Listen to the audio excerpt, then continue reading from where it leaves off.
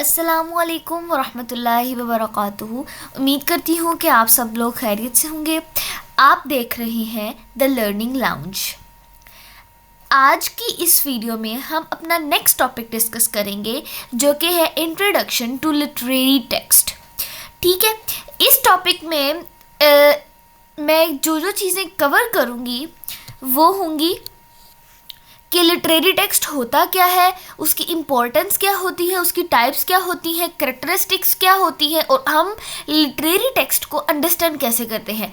But इस video में हम लोग सिर्फ और सिर्फ के लिटरेरी टेक्स्ट क्या होता है और उसकी इम्पोर्टेंस क्या होती है उसको डिस्कस करेंगे। ठीक है, तो चलिए हम स्टार्ट करते हैं। बिस्मिल्लाहिर्रहमानिर्रहीम।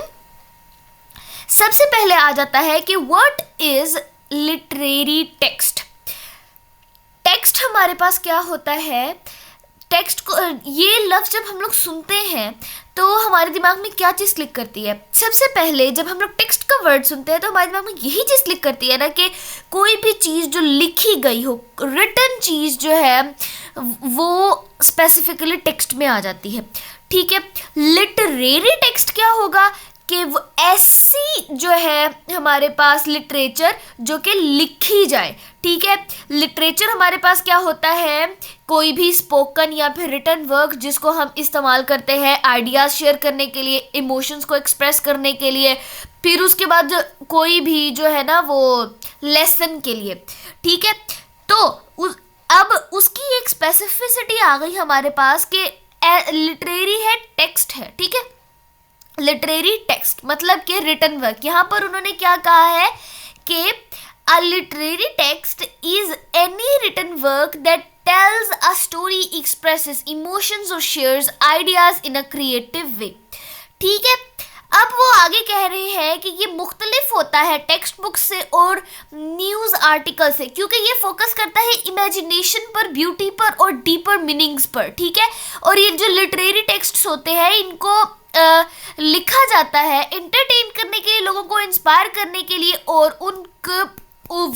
उनके अंदर थॉट को प्रोवोक करने के लिए, उनको सोचने पर मजबूर करने के लिए। मतलब कि लोगों को एंटरटेन करने के लिए नॉवेल्स लिखे जाते हैं, ड्रामास लिखे जाते हैं, पोइट्री होती है, फिर उसके अलावा इंस्पायर करने के लिए भी ड्रामास और नॉवेल्स वगैरह लिखे जाते हैं और उनको सोचने पर मजबूर करने के लिए चीज़ें लिखी जाती हैं। मतलब आप कोई भी चीज़ जो है वो पढ़ते हो, उसको आप पढ़ने के बाद आप सोचने पर मजबूर हो जाओ कि इसमें ये चीज़ एक्सप्लेन क्यों की गई है और इसका मेन मकसद क्या है इसको एक्सप्लेन करने का। ये सारी चीज़ें हमारे पास लिटरेरी टेक्स्ट में आ जाती हैं कि मतलब लिटरेरी टेक्स्ट का पर्पस क्या होता है।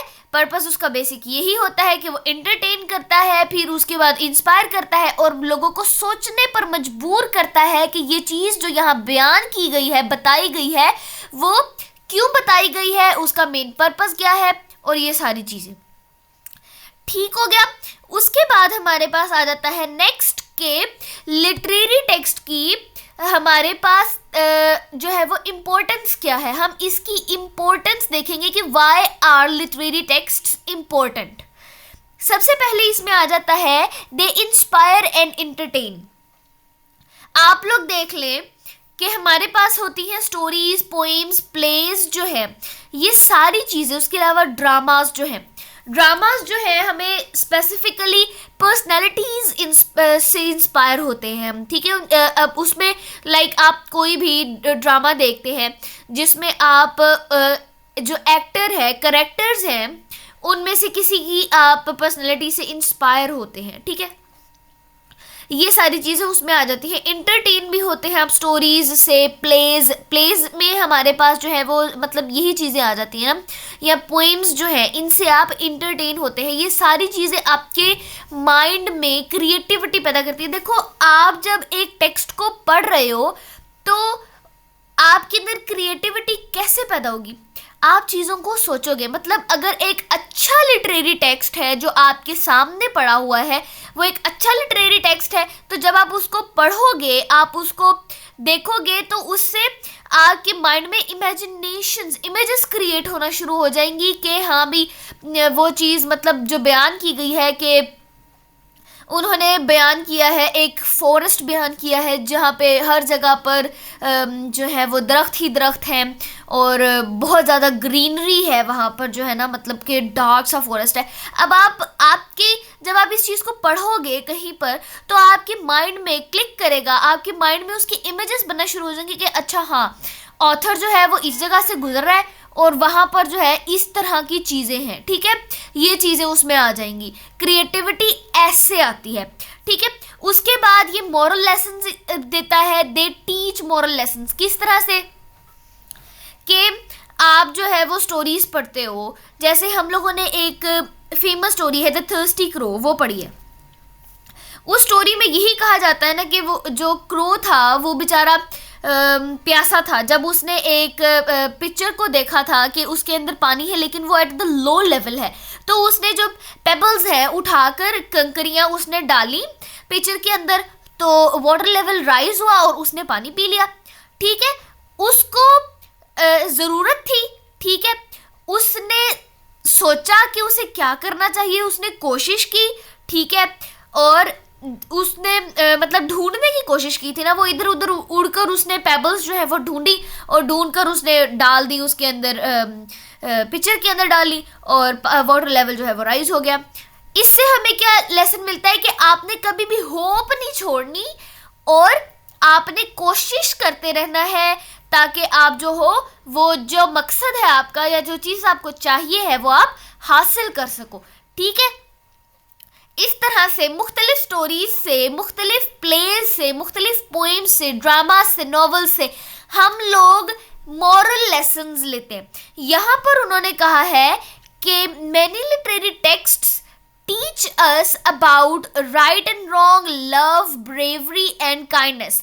कि हमारे पास जो लिटरेरी टेक्स्ट्स होते हैं वो हमें ये बताते हैं कि हाँ भाई, जो चीज़ मैं सोच रहा हूँ, जो चीज़ मैं कर रहा हूँ वो सही है या गलत है, या फिर वो हमें तरीका बताते हैं प्यार करने का, या फिर किस तरह से हमें दूसरों को डील करना है, या फिर हमें बहादुरी किस तरह से अपने अंदर लानी है, या फिर हम लोगों ने अपने अंदर काइंडनेस, रहम दिली किस तरह से लेकर आनी है, ठीक है।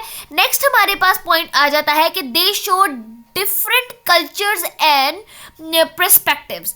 कि हम लोग जब लिटरेरी टेक्स्ट्स को पढ़ते हैं तो हमें पता लगता है कि लोगों का सोचने का अंदाज़ क्या है, मुख्तलिफ इलाकों के लोगों का सोचने का अंदाज़ क्या है, वो क्या पहनते हैं, क्या खाते हैं, किस तरह से रहते हैं, किन हालात में रहते हैं, उनके इलाके किस तरह के हैं, ठीक है, और वहाँ पर क्या क्या सहूलियात है, ये सारी चीज़ें, और उनके नज़रियात क्या है, ये सारी चीज़ें हम लिटरेरी टेक्स्ट के थ्रू देखते हैं।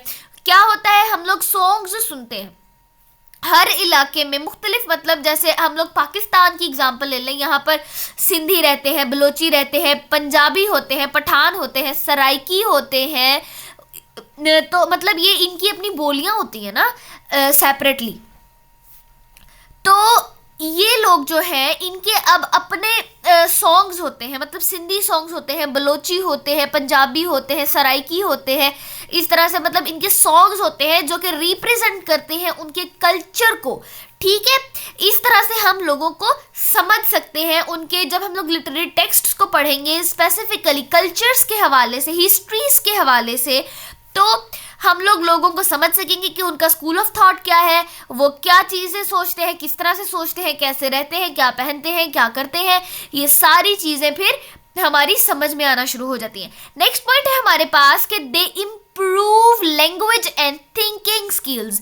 किस तरह से कि आप लोग कोई भी लिटरेरी टेक्स्ट पढ़ते हो, लैंग्वेज इम्प्रूव कैसे होती है आपकी, कि आपने कोई भी लिटरेरी टेक्स्ट पढ़ा है, ठीक है, आपने जिस भी लैंग्वेज में पढ़ा है ना, आपकी उससे वोकैबुलरी इन्हेंस होगी, क्योंकि आप जब पढ़ोगे तो आपके नज़र से न्यू न्यू वर्ड्स जो हैं वो गुजरेंगे।